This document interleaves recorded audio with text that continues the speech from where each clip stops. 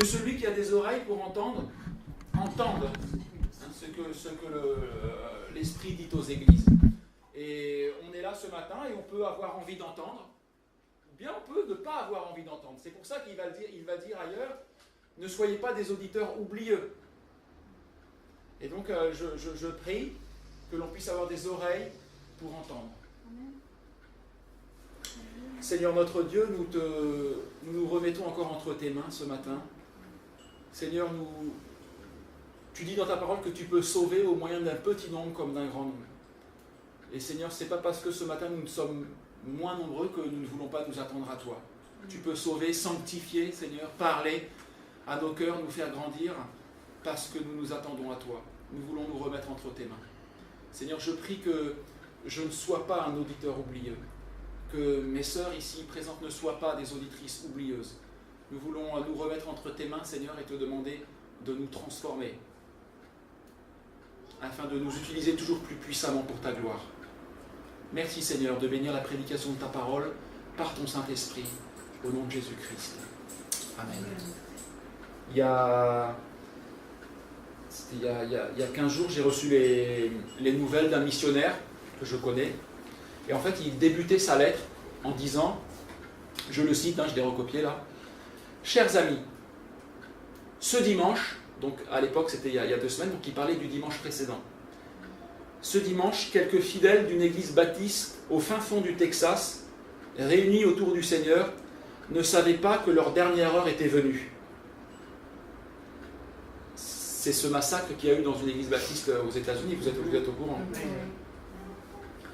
Par ces tragiques événements, le Seigneur nous rappelle qu'il n'est nul lieu en ce bas monde où nous pouvons nous laisser aller, disant « on a bien le temps de chercher l'Éternel ». Et je dirais nul lieu, mais je dirais aussi nul moment. Et c'est pas de la manipulation que de dire ça, mais c'est vrai. C'est vrai. Et donc le Seigneur nous appelle à être attentifs et à régler les choses qui ne sont pas réglées dans nos vies et à écouter sa parole. Et par rapport à cette église persécutée, je voulais qu'on prenne Hébreux. On aura un verset simplement. Hébreux au chapitre 10.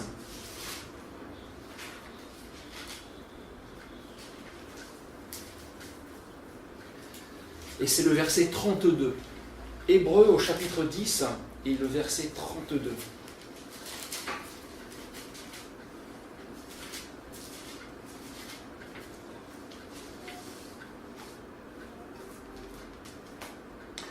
Alors nous lisons, là on replace ça dans le thème de l'église persécutée, on pense à nos frères et sœurs qui sont persécutés, et il nous dit aussi à nous, souvenez-vous de ces premiers jours où, après avoir été éclairés, vous avez soutenu un grand combat au milieu des souffrances, d'une part exposé comme en spectacle aux opprobres et aux afflictions, et de l'autre, vous associant à ceux dont la position était la même. En effet, vous avez eu de la compassion pour les prisonniers, et vous avez accepté avec joie l'enlèvement de vos biens, sachant que vous avez des biens meilleurs et qui durent toujours. N'abandonnez donc pas votre assurance à laquelle est attachée une grande rémunération. On peut lire même le verset 36, car vous avez besoin de persévérance, afin qu'après avoir accompli la volonté de Dieu, vous obteniez ce qui vous est promis. Encore un peu de temps, celui qui doit venir viendra, et il ne tardera pas. Et donc on va parler là principalement du verset 32. Souvenez-vous de ces premiers jours où, après avoir été éclairés, vous avez soutenu un grand combat au milieu des souffrances. Et le verset 33 aussi. D'une part exposé comme en spectacle aux opprobres et aux afflictions, et de l'autre vous associant à ceux dont la position était la même. Et le Seigneur ce matin, il veut nous dire 3 choses qui sont dans ces 2 versets. La première chose, souvenez-vous. Premier point. Deuxième point, soutenez un grand combat. Donc souvenez-vous, soutenez. Et la troisième chose, c'est, verset 33, vous associant. Donc associez-vous à ceux qui souffrent. souvenez-vous, soutenez le combat et associez-vous à ceux qui souffrent. Et c'est là que le Seigneur m'a vraiment beaucoup repris. Et vous allez comprendre pourquoi au fur et à mesure de la prédication. Souvenez-vous.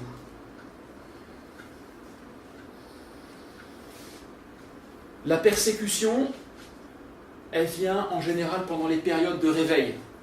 Quand il y a un réveil dans un pays, les autorités ne sont pas forcément contentes, ça peut menacer le pouvoir politique,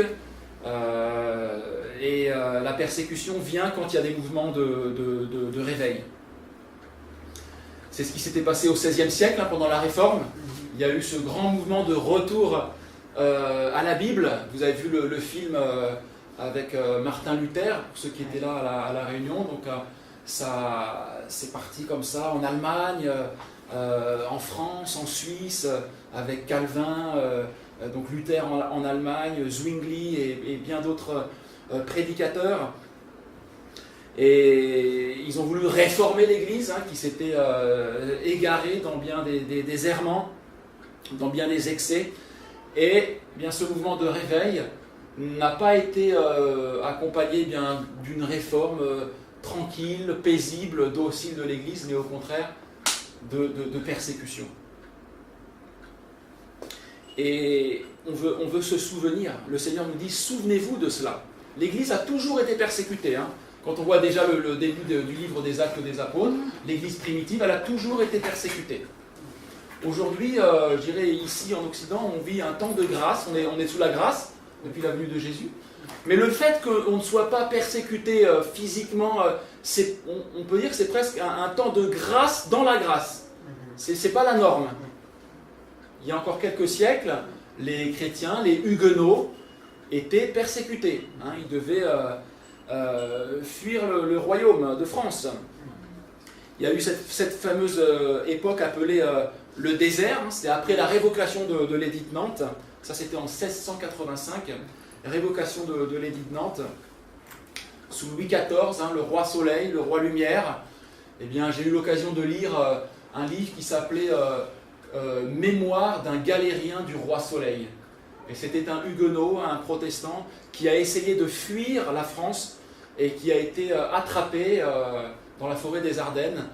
Et c'est horrible, ce qu'il décrit, c'est horrible. Il s'amusait à les enchaîner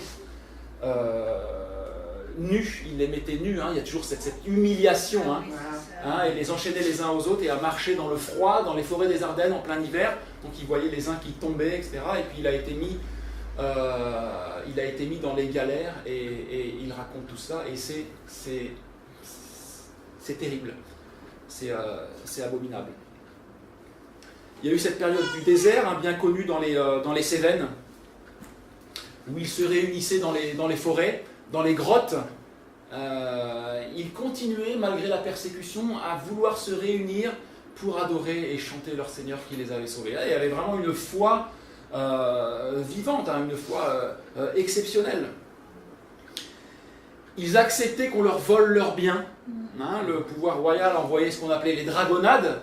Vous connaissez aussi ça, les dragons du roi. Et leur but, c'était de faire abjurer la foi et de les faire revenir à la foi catholique, à la Sainte Église romaine. Et donc, quand on visite le musée du désert, là, à Anduze, dans les Cévennes, on voit les supplices qu'ils leur faisaient subir. Un des supplices, c'était de les empêcher de dormir, jusqu'à ce qu'ils arrivent à épuisement, et qu'ils finissent par signer pour renier leur foi. Et ce qui était terrible, c'est... je le dis avec émotion, ils fuyaient le royaume dans ce qu'on appelait les pays du refuge. Vous connaissez aussi tout ça. Donc ils partaient en Suisse, ils partaient en Allemagne, ils partaient aux Pays-Bas, en Angleterre. C'était les pays du refuge. C'est de là qu'est venu le terme réfugiés, les réfugiés. C'est de là qu'est venu ce terme. Et le problème, c'est que ceux qui étaient attrapés fuyant le royaume, ils étaient mis dans les galères. Ceux qui étaient attrapés dans les réunions secrètes du désert, il y avait plusieurs supplices. Soit ils montaient à l'échafaud, donc il y avait les pasteurs et les prédicants. Donc c'était, on va dire, des laïcs qui prêchaient la parole. Et quand ils étaient attrapés, donc soit ils reniaient leur foi, c'est simple, hein, renier sa foi, ok, je renie le Seigneur, il n'y a pas de problème. Et non, ils ne le faisaient pas. Une grande majorité ne le faisait pas.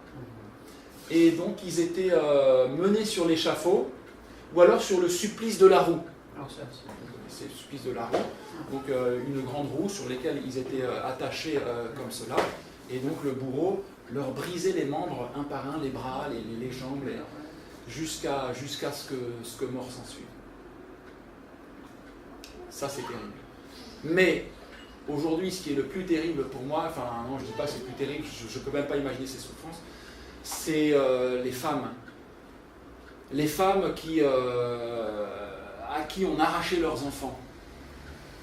On arrachait leurs enfants pour les mettre dans des couvents catholiques et on jetait les femmes en prison. Donc il y avait à Aigues-Mortes la tour de Constance, vous connaissez aussi. Hein, tout ça, on ne fait que se souvenir. C'est ce que le Seigneur veut. Il dit, verset 32, souvenez-vous. Souvenez-vous des premiers moments où ils ont tellement souffert. Et donc je suis aussi allé visiter, peut-être vous l'avez fait aussi, la tour de Constance à Aigues-Mortes, où les femmes étaient là, mis pendant des années et des années dans les prisons. On leur a arraché leurs enfants. Mais elles auraient pu renier leur foi. Mais elles ne l'ont pas fait. On a mis 10 ans avec Johanna, 10 ans de mariage à ne pas réussir à avoir un enfant. Et finalement, le Seigneur nous a accordé la grâce d'avoir un enfant. Et je veux me souvenir, et je me dis, mais qu'est-ce qu'il arriverait si jamais on devait faire comme ces parents-là? Renier notre foi, ou alors on nous enlève notre enfant. C'est le déchirement total. Mais c'est terrible, je ne veux même pas y penser. J'ai dit à Johanna, arrêtons de penser à ça. Que tout ce qui soit vrai soit l'objet de vos pensées. Aujourd'hui, ce n'est pas vrai. Le Seigneur nous donnera sans doute une grâce particulière. Il est écrit d'ailleurs que quand on souffre pour Christ, on reçoit un esprit de grâce.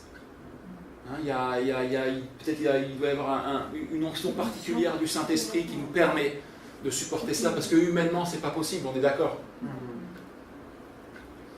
Et donc, il y avait dans la cour de Constance cette fameuse Marie Durand, qui a été emprisonnée de 1730, écoutez bien, à 1768.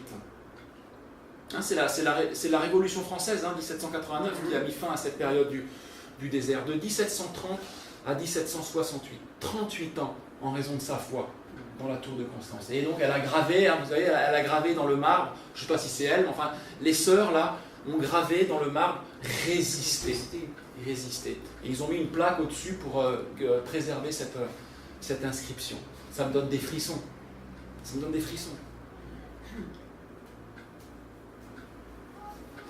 Et ça m'a fait penser à ce cantique. J'espère que je vais réussir à vous le lire sans pleurer. C'est le cantique qui s'appelle... Non, il n'est pas dans ce recueil. C'est un très vieux cantique qui a été écrit par Rubens Saillance. Et ça s'appelle La Cévenole. Je ne sais pas si ça vous dit quelque chose. La Cévenole, c'est en mémoire de ces protestants, de ces huguenots qui ont souffert dans les Cévennes. Et écoutez bien ce texte admirable. En fait, il y a beaucoup de montagnes là-bas dans les Cévennes. Et donc il s'adresse à ces montagnes qui ont vu les martyrs de ces croyants.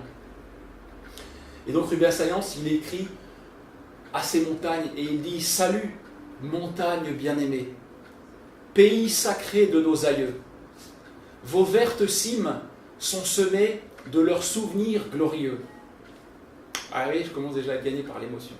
« Élevez vos têtes chenues, Espérou, Bougès et Goual, c'est le nom de plusieurs collines. Élevez vos têtes chenues, de leur gloire qui monte au nu, vous n'êtes que le piédestal.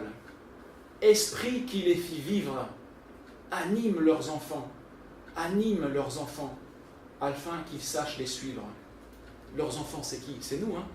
C'est les descendants, nous sommes les descendants de ces aïeux-là. Et il dit, esprit qui les fit vivre, anime-nous. Et il continue en disant, redites-nous, grottes profondes, parce qu'ils se réunissaient dans des grottes pour faire leur réunion, redites-nous, grottes profondes, l'écho de leur chant d'autrefois. Et vous, torrents, qui dans vos ondes emportiez le bruit de leur voix, les uns traqués de cime en cime, en vrai lion surlutté, d'autres, ceux-là furent sublimes, surent mourir sans résister.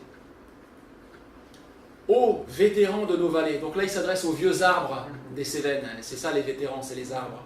Ô vétérans de nos vallées, vieux châtaigniers aux bras tordus, les cris des mères désolées, vous seuls les avez entendus.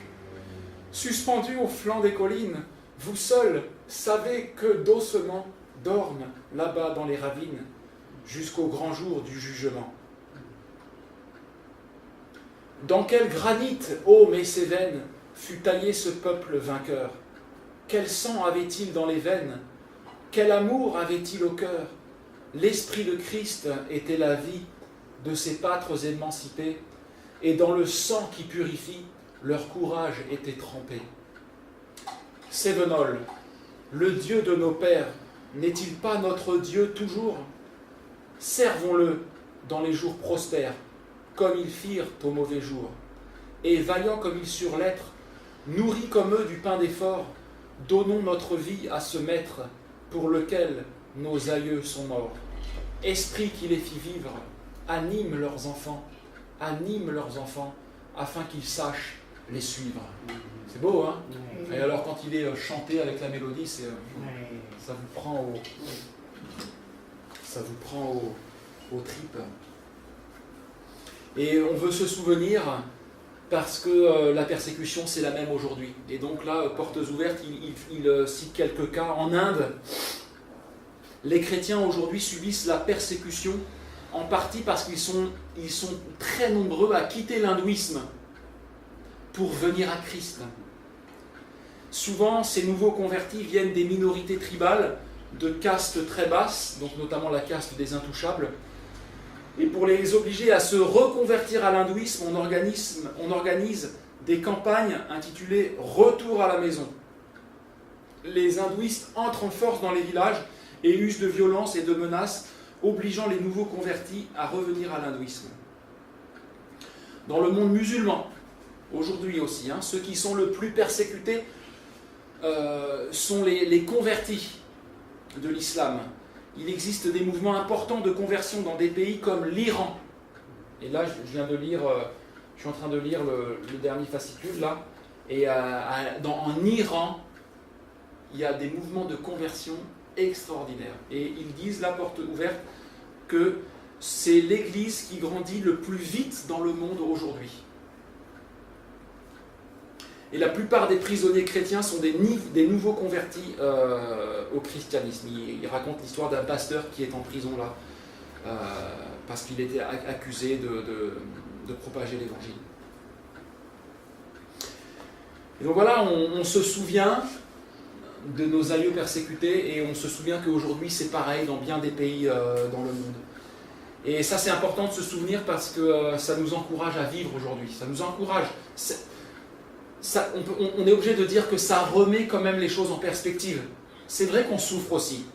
Et je crois qu'il ne faut pas comparer les souffrances. On peut être très affligé aujourd'hui aussi, mais de voir quelles ont été leurs souffrances, ça nous permet de remettre les choses quand même dans une certaine perspective. Et ça nous encourage justement à affronter nos difficultés et nos propres souffrances. Ça, c'était la première chose. Souvenez-vous. Et le deuxième point, c'est soutenez un grand combat. C'est ce qu'il dit là au verset 32. Souvenez-vous de ces premiers jours où, après avoir été éclairés, vous avez soutenu un grand combat au milieu des souffrances. Et de quel combat s'agit-il ? Bien, ici, c'est une métaphore sportive. Soutenez un grand combat. C'est comme un combat de boxe. Dans 1 Corinthiens chapitre 9 et au verset 24, ou en 2 Timothée chapitre 4 verset 7, Paul dit « J'ai combattu le bon combat ». Donc c'est comme si c'était un combat de boxe. Ou alors il compare ça à de l'athlétisme. Il dit « J'ai achevé la course, j'ai gardé la foi ». Aujourd'hui il y a le marathon de La Rochelle. Et pareil, ils vont essayer d'aller jusqu'au bout des 42 km et quelques. Il y a ce parallèle avec le sport. Et il faut soutenir un grand combat. Mais pourquoi ? Pourquoi il fait ce parallèle avec le sport ? Eh bien parce que pour connaître la joie, pour connaître le Seigneur, pour avoir cette joie de la réconciliation, eh bien, il est passé par la souffrance.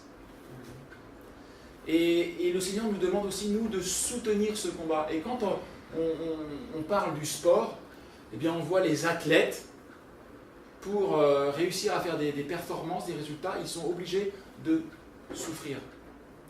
Il y a quelques semaines, il y avait les championnats du monde de judo. Quand j'étais petit, je faisais du judo. Alors j'ai regardé, là il y a un Français, là, Teddy Riner, là, un grand colosse qui gagne tout. Alors là il vient de gagner la 10e fois le championnat du monde. Mais on a vu, il y avait une vidéo où on le voyait s'entraîner, il portait des haltères comme ça. C'était très très lourd, il souffrait, il courait. Mais en fait il souffrait. Parce que pour obtenir une joie, il faut passer par la souffrance. Et c'est un principe de vie. C'est un principe de vie. On veut avoir un enfant, il faut passer par les douleurs de l'enfantement. J'ai vu ma femme accoucher. On veut devenir un champion de sport, il faut passer par la souffrance. On veut obtenir un diplôme, il faut passer par la souffrance des études, de la concentration. Là, c'est le mois de novembre, on dit à la Sainte Catherine, tout bois prend racine. Eh bien, avec mon papa, on a planté un abricotier chez moi dans ma maison, à La Rochelle. Dans le jardin, dans ma maison. Parce qu'on veut voir du fruit, on veut cueillir des abricots. Mais il a fallu souffrir, parce qu'on était avec notre pioche, avec notre baramine, parce que c'est de la caillasse à La Rochelle. La Rochelle, ça prend bien son nom, c'est de la roche. Et donc on est passé par un moment de souffrance. Il faut souffrir pour pouvoir obtenir des fruits. Rien sans effort. Rien sans effort, c'est une loi fondamentale de la vie. Même ce verset qui peut paraître énigmatique, le Fils, bien qu'il soit Fils, a appris l'obéissance par les choses qu'il a souffert. Le Seigneur est passé pour la souffrance pour gagner dans la maturité, dans la connaissance et dans la sagesse. Et vous savez, les médecins disent que, je fais toujours le parallèle avec le sport, après on va faire l'application spirituelle, hein, mais les médecins s'accordent pour dire qu'un des fléaux de ce siècle, c'est la sédentarisation poussée à l'extrême. C'est-à-dire qu'on est tous, trop souvent, enfin pas tous, mais assis sur notre canapé, avec notre télécommande, et puis on se lève, on va à notre ordinateur, on va faire les courses, on monte dans la voiture, et en fait il n'y a plus du tout d'exercice. Et le Seigneur nous dit, voilà, il est bon de faire de l'exercice. Alors, on parle du sport, à l'époque, il n'y avait pas besoin de faire du sport dans le sens de soulever des haltères ou aller faire un footing. Hein. On est parti au Maroc en voyage avec Johanna, et on voyait les Marocains, on les prenait même en voiture des fois, ils allaient d'un village à l'autre en marchant. Et on voyait le village, il y avait un panneau, il y avait écrit 15 km. Et bien ils faisaient 15 km en marchant. Donc ils n'avaient pas besoin de faire de sport. Ouais. Mais tout ça pour dire que il est nécessaire de bouger, et ne serait-ce que de faire un peu de marche pour être en meilleure santé. Parce que les médecins s'accordent pour dire que bien, la sédentarisation poussée à l'extrême, ça génère des problèmes de diabète, problèmes cardiovasculaires, et même la prolifération de certains cancers. Et alors quel rapport avec la spiritualité? Eh bien c'est que d'un certain point de vue, on ne veut plus souffrir spirituellement. Et c'est là où moi ça m'a repris. Parce que je constate que dans ma vie, je vis quand même, ici en Occident, dans un confort extrême. On vit dans un confort extrême. On va dans les magasins, on a des rayons remplis de tout ce qu'il nous faut. On a grâce à Dieu des appartements, des maisons. On se lève le matin, il fait chaud dans nos logements. On a le petit déjeuner que l'on veut, celui que l'on aime, celui que l'on a choisi. Et je vis dans un confort extrême. Et à force de vivre dans ce confort extrême, et on ne veut pas se culpabiliser par rapport à cela. On veut dire, gloire à Dieu, il a décidé que ce soit comme ça pour nous en ce moment. On veut rendre grâce à Dieu pour son abondance et pour sa provision. Mais le problème, c'est qu'on peut ne plus vouloir souffrir. Et moi, Stéphane, je ne veux plus souffrir. Je n'aime pas souffrir. Personne n'aime souffrir. Et on ne veut pas souffrir. Mais le problème, c'est que cette loi fondamentale, elle s'applique aussi à la vie spirituelle. Et il faut passer par la souffrance. La vie chrétienne demande un effort. Nous, notre souffrance à nous, on pourrait plutôt mettre un synonyme, ce serait juste faire un effort. C'est ça la souffrance. Mais parfois, je ne veux plus. Vous vous souvenez quand un jeudi soir, je vous avais raconté cette occasion manquée dans un Monoprix, d'annoncer l'évangile. Vous vous souvenez ? Pourquoi ? Parce que je pense qu'en fait, je n'ai pas voulu souffrir. Si elles allaient se moquer de moi, les filles, les deux jeunes filles là, quelque part, je n'ai pas voulu souffrir. Et c'est ça, la vie chrétienne demande toujours de faire un effort, d'avoir une souffrance. Si j'avais dit à ces deux jeunes filles qui disaient si on continue comme ça, parce qu'elles disaient qu'elles buvaient, elles aimaient l'alcool, etc., et qu'elles allaient finir par être complètement obèses parce qu'elles avaient plein d'excès dans tout. Et j'avais là un boulevard pour moi, parce que j'ai traversé la même chose, les boîtes de nuit, l'alcool, tout cela. Et j'aurais dû leur dire, mais Jésus peut vous délivrer de cela. J'avais un boulevard après pour leur parler, parce qu'il a fait la même chose dans ma vie. Et je ne l'ai pas fait, pourquoi ? Parce que je n'ai pas voulu souffrir. Des fois, on ne veut pas souffrir, on ne veut pas donner un traité, on ne veut pas donner un évangile, on a honte d'offrir un calendrier. Et c'est ça le danger de la zone de confort. Mais le Seigneur nous dit ici, soutenez un grand combat. Ça veut dire, vous aussi, nous aussi, faisons des efforts. Passons par des moments de souffrance. Je vais être très honnête avec vous. Vous voyez ça ? Vous connaissez, hein ? Non, moi je n'ai pas. Brigitte, tu connais ? En fait, pendant plusieurs années, là je l'ai repris, pendant plusieurs années, je ne voulais plus le lire. Je le dis à ma honte, je ne voulais plus le lire. Vous savez pourquoi ? Parce que j'ouvrais ce livre-là et je voyais un pasteur qui a été mis en prison dans un cachot, qui a été séparé de sa femme, de ses enfants. Je voyais une famille dont le mari a été rempli d'essence et a été brûlé vif. Je voyais une église qui a été saccagée, brûlée. Je voyais des enfants chrétiens qui ont été amputés parce qu'il y a eu un attentat. Et en fait, je me sens complètement impuissant. C'est trop de violence, c'est trop de souffrance. Et en fait, je ne pouvais plus accuser ça. Parce que je me suis dit, mais moi je suis bien, là, je manque de rien, je suis dans un ultra confort par rapport à eux. En fait, je ne voulais plus, écoutez bien, je ne voulais plus souffrir de lire cela. Et oui, merci de comprendre. Mais le Seigneur, il dit, soutenez un grand combat. Et le Seigneur m'a repris au travers de cette prédication-là, sur le dimanche de l'Église persécutée, j'ai repris le livre. Parce que c'est une fausse idée de croire qu'on ne peut rien faire. On prie, il faut prier. Il faut prier. Ouais, voilà. Il nous donne à la fin là, des façons d'aider. Voilà. Mais donc du coup, maintenant, je prends chacun des sujets, tout seul. Je lis, je m'arrête et je prie. Voilà. Je prie. Et on peut aussi soutenir ce grand combat en soutenant les missions comme ça, comme Porte Ouverte ou comme le CEL, soutenir des missionnaires. Et vous voyez, soutenir un grand combat, je parle pour moi, j'étais arrivé à un tel confort dans ma vie, entre guillemets, mais par rapport à eux, que quelque part je ne voulais plus cette notion de souffrance. Et le Seigneur m'a beaucoup repris par rapport à cela. Et la persécution ici, elle prend différentes formes. Soit c'est des accusations publiques, des accusations mensongères. Donc dans certains pays, là, il donne l'exemple de cette femme en Indonésie qui a choisi de se tourner vers le Christ, vers Jésus. Et lorsqu'elle a parlé à ses parents de sa conversion, elle a été chassée de sa maison, chassée de son village. Et en plus de ce rejet, les parents font courir, ses propres parents, vous vous rendez compte, font courir la rumeur qu'elle est devenue prostituée. Donc il y a vraiment cet opprobre, cette honte. Et en Inde, il y a deux sœurs, l'une qui s'appelle Mina et l'autre Sunita. Elles ont dû fuir leur village après leur conversion. Elles ont été battues par les villageois qui ont menacé de les tuer. c'est terrible en fait. Hein. Quand on réfléchit vraiment à ce que l'on lit là, c'est terrible.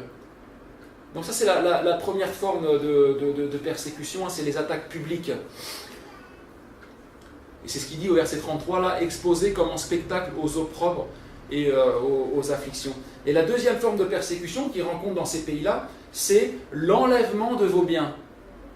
Regardez, c'est écrit dans le verset 34, en effet vous avez eu de la compassion pour les prisonniers et vous avez accepté avec joie l'enlèvement de vos biens, sachant que vous avez des biens meilleurs et qui durent toujours. Vous vous rendez compte là aussi, est-ce qu'on se rend compte? Ils ont accepté pour Christ l'enlèvement de leurs biens. À l'église à Étré, il y a un réfugié qui est là, il vient de temps en temps, il s'appelle Milad, c'est un Irakien chrétien qui a fui devant Daesh, devant l'État islamique. Il est là, à Étré, il vient à l'église, donc c'est vraiment du concret pour moi, quoi, je le vois. Et à tel point que quand on lui prêche qu'il faut aimer les musulmans, aimer notre ennemi, tout ça, lui il a vraiment du mal, parce que lui il a vu les massacres, il a vu les populations qui fuyaient. Et d'ailleurs, Porte Ouverte nous donne un témoignage, et après je reviens à ce fameux Milad. Porte Ouverte décrivent ce que vivent les chrétiens d'Irak qui ont été chassés de leur village en 2014. En quelques heures, ils ont tout perdu. Maison, biens personnels, fermes, ateliers ou tout outil de travail, lorsqu'ils ont dû fuir devant l'État islamique. Et un des chrétiens raconte, un combattant de l'organisation État islamique m'a dit qu'il n'y avait pas de place dans la plaine de Ninive pour les infidèles et que nous devions déguerpir immédiatement. Encore une chance qu'il n'a pas été tué. Avant de nous faire monter dans le bus en direction du Kurdistan, il partait en fuite vers le Kurdistan, les djihadistes nous ont pris notre argent, nos bijoux, tous nos objets de valeur. Je n'avais plus que les vêtements que je portais et les sandales à mes pieds. Ils sont partis comme ça. Et la dernière fois, Milad, il y a quelques semaines, il vient à la maison chez nous pour nous emprunter une tente. Il avait besoin d'une tente, il allait faire du camping. Et puis alors moi, pour faire un peu la conversation, je lui dis, ça va alors Milad, ça te manque pas trop, l'Irak, tout ça, parce que t'as tout laissé. Je lui dis, ta maison, tout ça, et il me dit, ah mais non, mais j'ai plus de maison. Il dit, ma maison, elle a été détruite. Ma maison, c'est plus que des ruines. En fait, il n'a plus rien. Il n'a plus rien. La tente qu'il voulait, c'était pour vivre dedans. La tente qu'il voulait, c'était... Non, il a eu un logement social là à Mireuil, à La Rochelle. Non, là c'est parti, parce qu'il partait faire un camp, mais je veux dire, c'était du concret. Il est parti avec rien. Il a accepté l'enlèvement de ses biens. Et du coup, ça nous confronte, nous aussi. Parce qu'on a tous établi un petit périmètre de vie dans lequel on est bien. Nous aussi, Johanna et moi les premiers, on avait bâti une maison d'hôte par la grâce de Dieu, et puis on a vendu. On a pu à la place avoir quelques petits appartements que l'on loue. Alors on arrive à s'en sortir comme ça, à joindre les deux bouts par la grâce de Dieu. Mais peut-être un jour tout peut m'être enlevé. Tout peut nous être enlevé. Du jour au lendemain. On ne sait pas ce qu'un jour peut enfanter. Tout peut nous être enlevé. Et il faut être prêt à tout remettre entre les mains du Seigneur. C'est dur, hein? Oui, il ne faut pas s'attacher. Il ne faut pas s'attacher. Non. Pas s'attacher. Il faut s'attacher au Seigneur. Mais voilà en tout cas ce que nous dit le texte. Être prêt aussi à accepter, et en plus ils l'ont accepté avec joie, l'enlèvement de vos biens. Voilà, ça remet les pendules à l'heure, ça remet les choses en perspective. Donc louons Dieu et rendons grâce à Dieu pour tout ce qu'il nous donne. Parce que c'est un temps de grâce dans la grâce.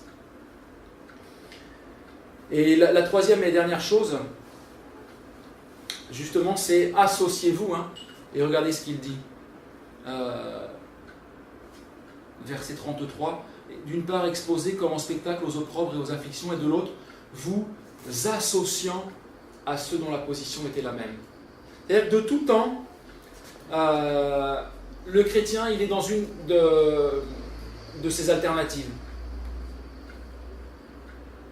Il est appelé à vivre une de ces alternatives. soit de vivre la persécution, ou soit de s'engager envers ceux qui sont persécutés. Et donc, le texte d'aujourd'hui, quand il dit « associez-vous », c'est vraiment un appel que le Seigneur nous lance. À nous individuellement, en tant qu'individu, mais aussi à nous, la Maison du Charpentier, en tant qu'Église.